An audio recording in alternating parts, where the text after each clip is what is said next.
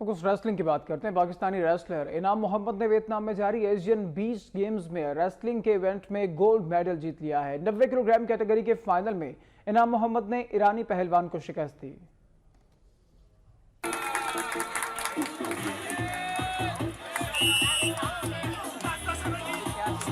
پانچویں Asian beach games Vietnam کے شہر داننگ میں جاری ہیں۔ ریسلنگ کی 90 کلو گرام کیٹیگری میں پاکستانی ریسلر انعام محمد نے ایران کے پہلوان سید محمد کو ہرا کر گولڈ میڈل جیت لیا۔ 27 سالہ انعام محمد نے پوائنٹس کی بنیاد پر اپنے ایرانی حریف کو شکست دی۔ ایشین بیچ گیمز میں ویتنام 44 گولڈ میڈلز حاصل کر کے پوائنٹس ٹیبل پر پہلے، تھائی لینڈ 35 طلائی تمغوں کے ساتھ دوسرے اور چین 12 طلائی تمغوں کے ساتھ تیسرے نمبر پر موجود ہے۔ پاکستان ایونٹ میں 2 گولڈ جبکہ مجموعی طور پر 10 تمغے جیت کر 19ویں نمبر پر موجود ہے۔ 3 اکتوبر تک جاری رہنے والی گیمز میں 42 ممالک کے 2200 سے زائد کھلاڑی حصہ لے رہے ہیں۔